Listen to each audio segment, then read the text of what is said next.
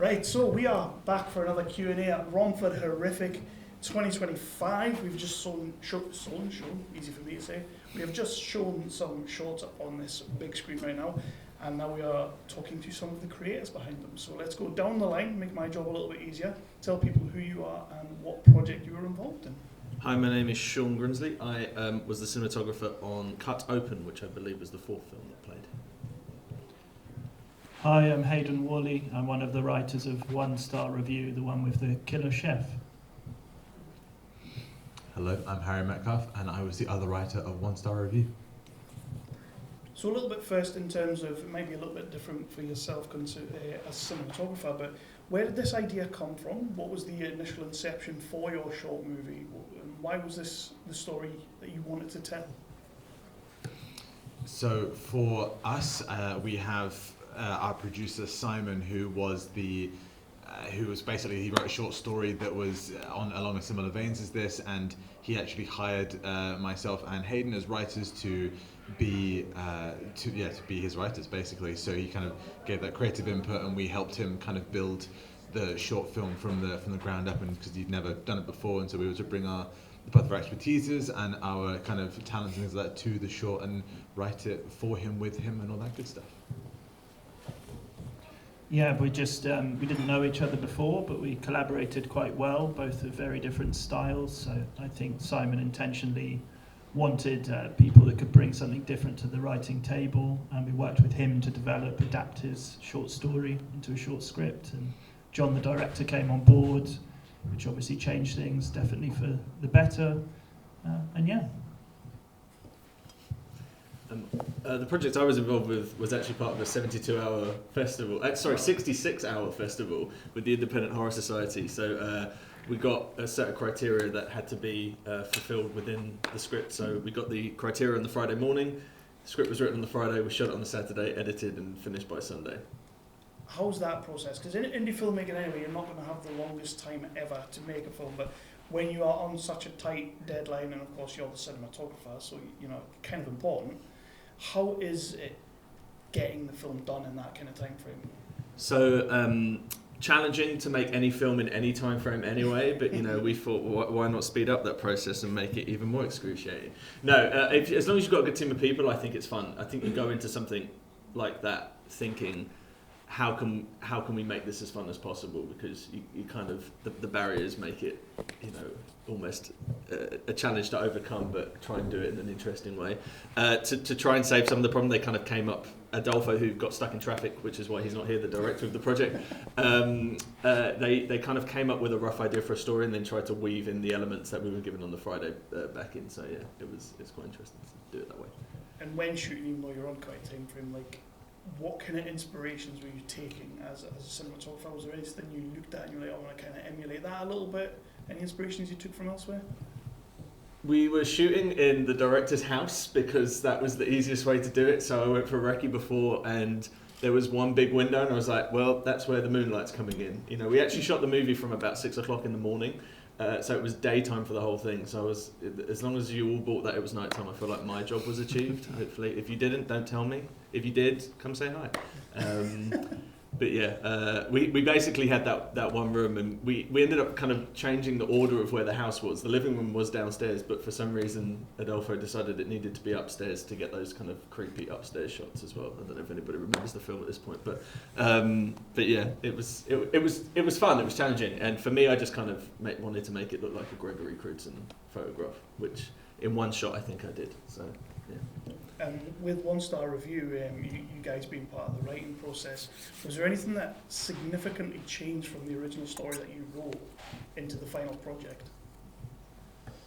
Yeah, well, firstly, from the short story, it changed quite a lot. There was like a evil sort of or overbearing father figure, which we originally kind of wanted to factor in and have that element, but yeah, it changed a lot when John came on board, and it was really simplified to be just one kill after a quick kind of montage sequence, intense killing spree at the beginning, focusing in on the character who'd already sort of become this crazy, evil, murderous chef. and yeah, capturing that moment where he kind of questions, is this definitely who I am? But yeah, it is, and making it that kind of simple yet impactful and shorter than we originally had it. I'll say as well that we also had a version of the script that was set almost entirely on a stage as well. So he was kind of almost giving the performance out to again impress this like father figure way in the back, because that was kind of the dynamic of it. But yeah, what we ended up with was something, because we kind of switched from that to a version that was similar to like Boiling Point, sort of like a very intense, very quick sort of one-shotty type thing, and then we kind of merged the theatrics and the kind of tension together and made this last version, which is what you see before you. What's one small detail in your shorts that you really hope people notice?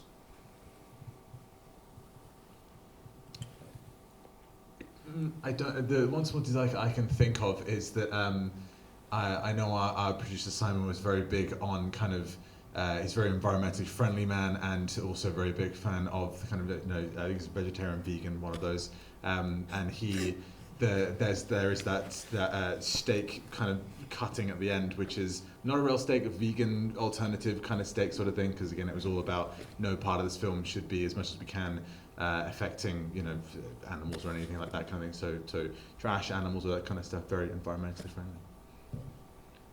Yeah, there was one point where in the montage you don't see who the chef is, you see the black gloves, and then the first black gloves you see are Tina's, played by Amelie, who's here, and she's like the sous chef, and you see her at the end as well, so there's a little bit of ambiguity around, is she also involved? Is she a bit crazy too? But yeah, we wanted that quite subtle, but yeah, I think some people get it, maybe others don't.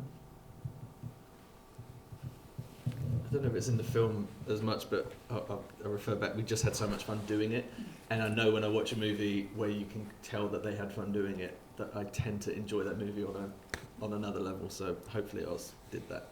I don't know, I'm biased. So with that, what's your favourite shot in the movie? Because you are the cinematographer. Is there a specific shot within the film that you saw up on the screen today and you think to yourself, oh my God, we smashed that, looks amazing? If I may be so vain. I like the establishing wide just because I know it's like really early morning, and I think I achieved the fact that it looks quite like late in the evening. But other than that, I can tell you which shot I don't like, which is when it came to about 3 a.m. in the morning and we'd been shooting for such a long period of time. I just kind of gave up in the last couple of shots. I don't really remember. Well, we don't do negativity. Well, sorry, I grew up with my father. So yeah. Oh wow, okay. Therapy it is. So if we're all dealing with a certain budget here at this level and all that, but if money wasn't an object, is there any particular thing that you would have plowed that money into, one specific thing about your shorts that would make it just that little bit better? Pay your crew.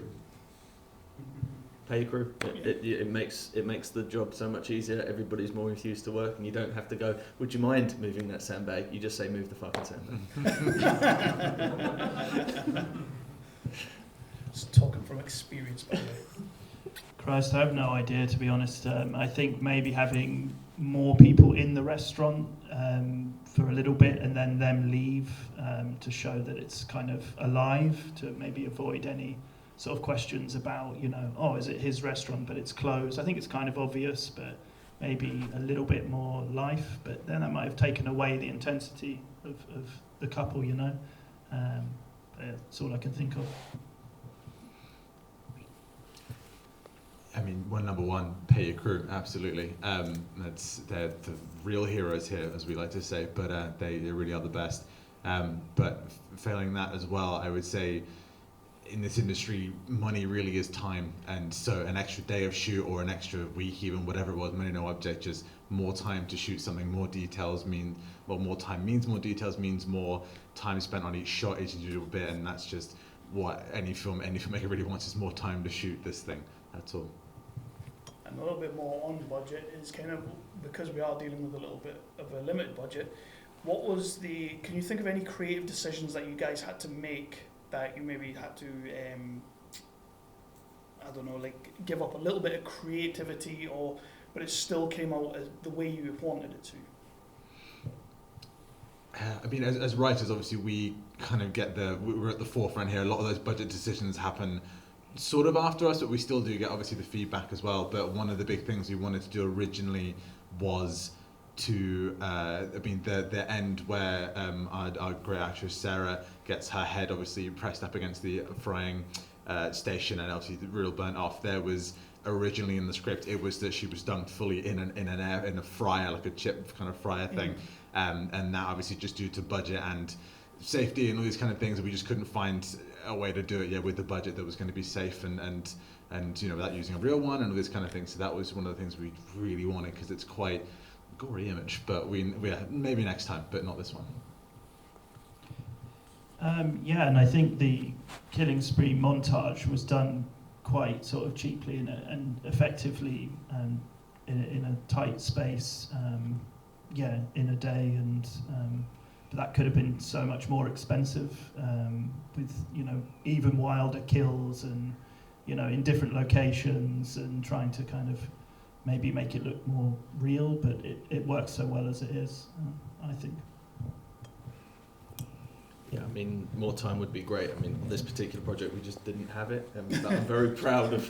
I'm very proud of what we achieved in that short period of time, and it makes me. I've subsequently done another film recently. We finished last Sunday with the same director, so we had way more time, and I think we've achieved something even better. So very proud of it. And those last two questions are all to say, it's hard to make movies, especially when you're dealing with budgets and everything like that, but you have made movies and they both look absolutely fantastic up on the screens.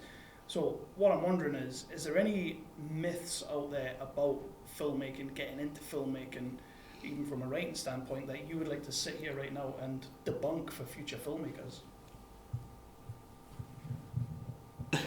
Oh, pressure's on. Nobody's grabbing the mic now. You'll never get asked questions at a Q&A. I wish. That's a really tough question. Have you guys got an answer that I could defer while I think? I think I've got one that's a bit shit, but it's... We'll go for that. We love that. Yeah, so from a writing point of view, just sort of being on your own quite a lot with your own ideas. I do a lot of that with my computer, but knowing that it is possible to kind of meet people and network with people and find the right people to bring your work to life, even if it feels like a lot of your stuff just stays on your hard drive or in your notepad or wherever it is. If you stick at it and try and hunt for the right people, then hopefully you'll find them. Bit shit, but there you go. No, it's not. No, that's dead on. I mean, a lot of this would not be possible without the people that we've found. I'd say about a lot of the people that John, that was the director of this, and many others that worked on it, including like the actors and the crew, that kind of thing, where they met at uni or met on other film sets, kind of thing. So it really is a collaborative effort, and it is, although you can make them yourself, it is far more fun to do that with other people. But I think, again, from a writing standpoint, one of the biggest myths, I think, is just that, you can write a big story, but it will never go anywhere. But I think if the story is good, people will want to be part of it, want to make it, and want to do that kind of thing. It really does.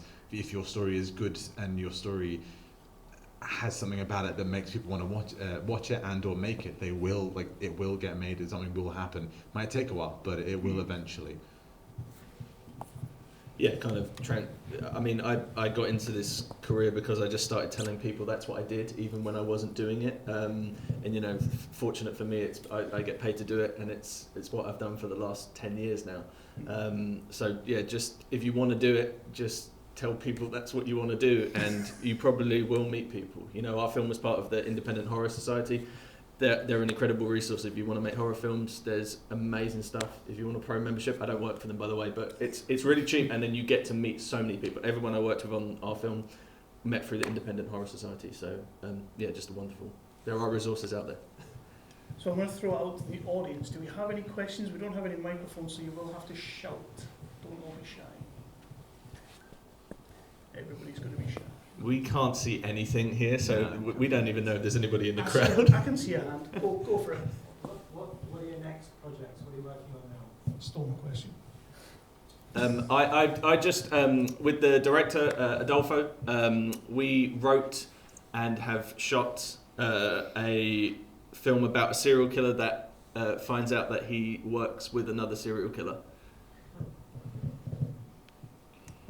I've got a simple, hopefully 2-day shoot short that's I think under 10 minutes. It's a very different genre, kind of mystery drama, and just 3 actors. So yeah, meeting them on Monday I think for a table read, and yeah, it's hopefully happening quite soon.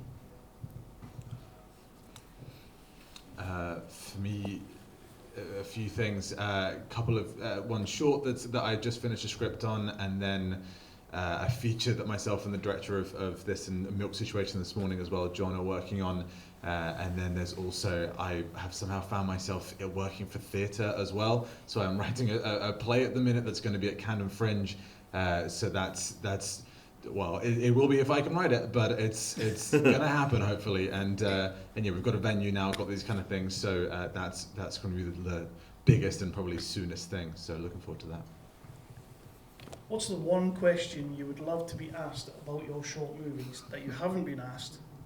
This is me cheating, by the way. It's a massive cop-out, yes. And what's the answer? I do have one to end on, but let's start with that. Man, I don't know. Question. I don't know. You guys have anything? What's the question? The one question you haven't been asked, but would love to be asked about these shorts, and what's the answer? The question: how much was inspired by Cobra Kai? The answer is so much. I love that show. If anyone's seen the finale, it's really good. But that's the question. I always want to be asked about Cobra Kai. That's the real answer. That's a podcast incoming, but I have no idea. Yeah, there we go. As someone that works in the camera department, I remember like when the digital revolution started happening, everybody was like, "That film looks amazing. What camera did you shoot it on?" It doesn't matter. Shoot it on an iPhone. Shoot if the story's good and you tell it well. It doesn't matter. So stop worrying about cameras. Worry about lenses though. that was actually my daughter's question. So yeah. Last question, then we'll wrap it all out there. If you could remake any classic movie, but it has to be a musical. Oh.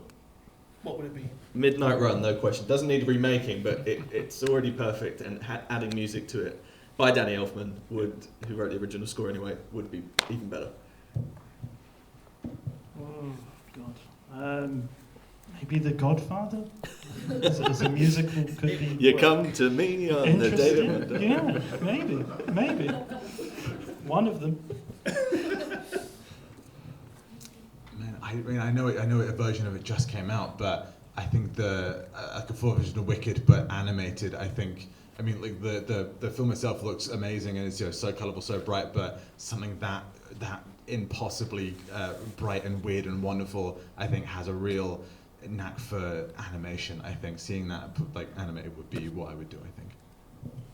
Right, guys. Thank you so much for bringing your movies to the festival. Thank you for submitting and letting us show them up there on the screen. But most of all, thank you for being here today to do this. Thank you. And can we get a round of applause, please? Thanks, appreciate it.